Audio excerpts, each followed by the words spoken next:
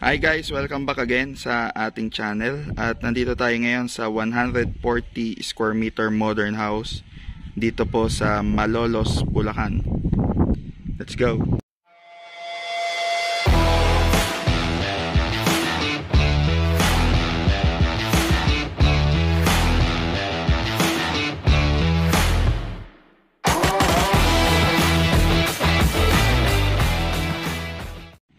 At ito na nga tayo mga ka-budget meal. Papasukin na natin 140 square meter modern house. At ito nga pala yung labas. Yan. As you can see, napakaganda. Ito po ay pinapaupahan ng may-ari.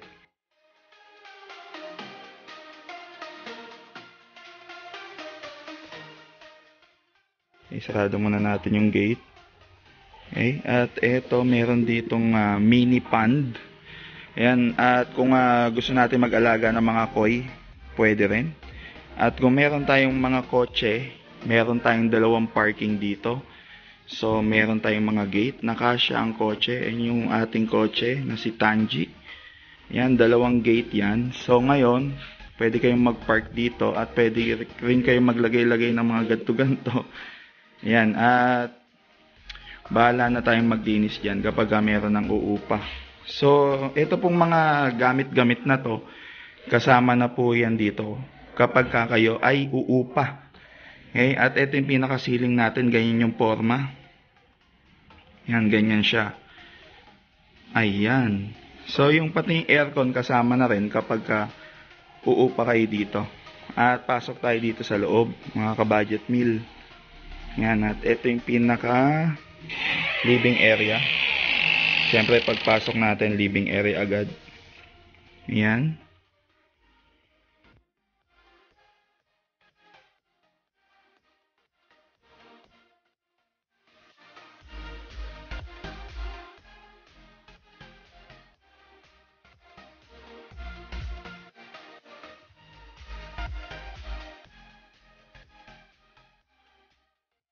Ayan, at tapos punta tayo sa kanilang dining area. Ito na yan.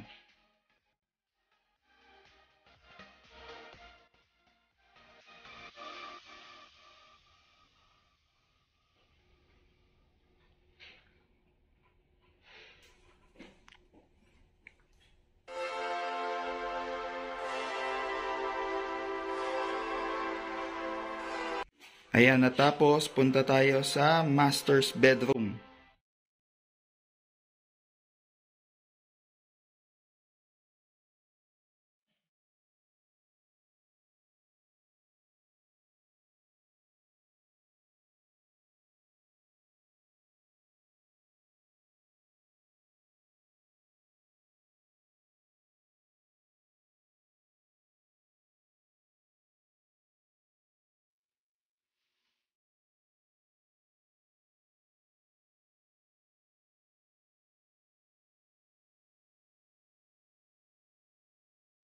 Ito yung kanilang master bedroom. Siyempre, meron silang comfort room. At meron na rin ditong mga cabinet. So, wala na pong poproblemahin yung uupa kasi meron na tayong mga lagayan ng damit. At dito sa bandang dining area nila, meron din namang aircon. Tsaka, siyempre, may TV. Okay, para at least sa mga nanonood, po pwede rin naman tayong mag-Netflix. Yan, di ba? At siyempre, punta tayo sa kanilang kitchen.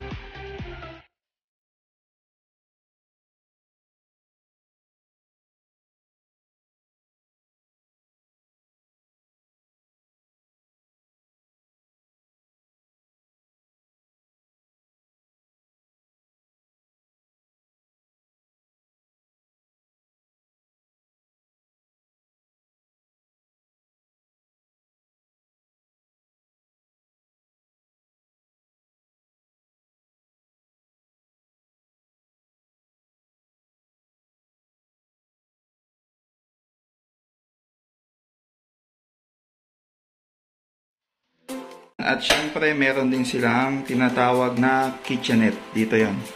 Ito kasi yung pinaka parang dirty kitchen. Dirty kitchen. Syempre dito, meron tayo dito. Ito.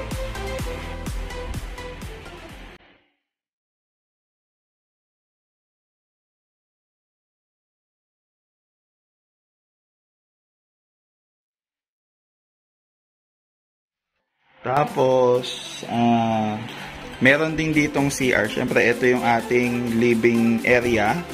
Ngayon, siyempre, meron din ditong CR. Hindi kasi pwede mawala yung CR yan. Ganyan lang siyang ka-cute. Okay. At punta na tayo dun sa taas. Let's go. Tara. Punta tayo sa taas. Ha? Oo nga, ito yung kasama kayo. Ito yung kasama ko. Diba? Kakamera shy pa kayo eh. Pare-parehas tayo nagkakamera shy. Ako hindi rin nagpapakita ng mukha. At syempre, pag-akit natin, meron tayong comfort room dito. Okay? Hindi kasi pwedeng mawala yan. Saan? Ayun. Pwede. Kaya kahit na midnight ka maligo, eh, hindi ka giginawin. So, bakit meron din na... Meron din mang heater doon. Doon sa ano? Doon sa masters. Ito, yung kwarto na pwede bata. Etong bed na to, di ba kasama na rin to? Ayan, mga ka-budget meal. Kasama na rin tong bed na to. Pwede dito yung mga kids. Tapos, dito tayo sa pangalawa. Dito, pwede rin naman yung kids, oh. Yan, to. Kasama na rin to kapag ka umupa kayo. At meron pang isang bed doon. Kompleto. Lilipatan na lang. Tapos, dito, yung daan papuntang, ano ba yung tawag dito? Terrace? Veranda? Lahat na eh. So, kanina, nandun tayo sa baba. Ngayon, syempre, nandito na tayo sa taas.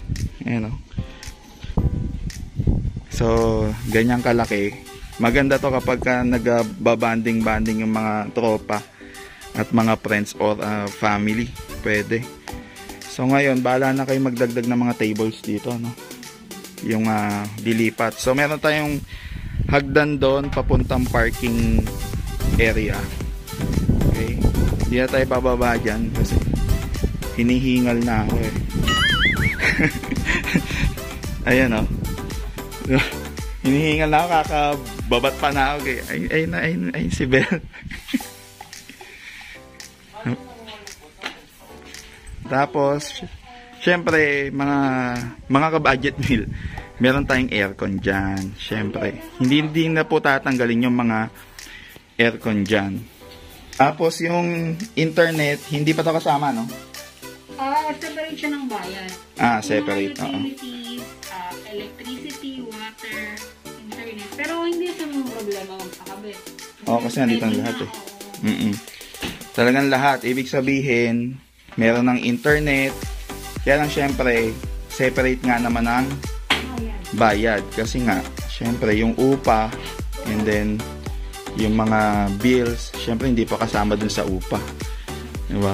Ayan, ganito. 140 square meter na modern house. Ha? Yung lote. Oo, pero yung bahay, iba pa siya, diba? Kasi counted yung second floor. Oo nga pala. Tama. Parang na-multiply siya. Diba? Yung ano yata, oo. Lot area, yung 140. So, kung ma-multiply siya, times 2. Times 2, magiging 280 square. Oo. Hindi kasi parang nasakop na rin naman lahat eh, no? Oo, kasi 140 yung lot. Oo. Parang nasakop na rin naman lahat. Tama ba? Kasi alam ko ganun eh. Oo, tama. Floor area niya. Alam ko, siguro ang floor area nito, kung tatanggalin natin tong space dito, siguro 100 square meter to. Itong bahay. So ngayon, times 2, 200 square meter. Yung floor area. Yung lot area, 140. Yun. 140. Ito na siya. So, kung interesado kayo, mag-comment lang kayo. At syempre, kung hindi pa kayo nakakapag-subscribe sa ating channel, mag-subscribe na kayo. Oh, peaceful. Ayan, oh, yung mga kapitbahay nyo. Tingnan nyo. Tingnan natin. Maglibot tayo. Ayan, oh, tingnan nyo yung mga kapitbahay. As in. Diba? Napakatahimik ng lugar. Kaya kung gusto nyo payapa kayo, then, upa na kayo dito. At least, Eto, mga ka-budget meal, hindi lang to upa.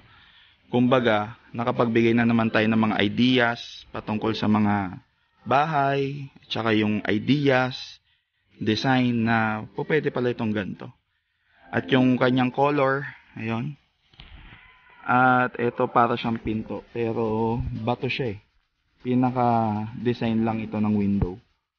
Yan. So yung color niya, color combination, ganyan. At goods naman. Ito yung kapitbahay nila, iba rin yung color. Yan. Pero yung kanilang gate, iba-iba rin naman. Ayan, iba. Okay? Good naman ang community. Paano mga ka-budget meal, hanggang dito na lang. At see you ulit sa next vlog natin.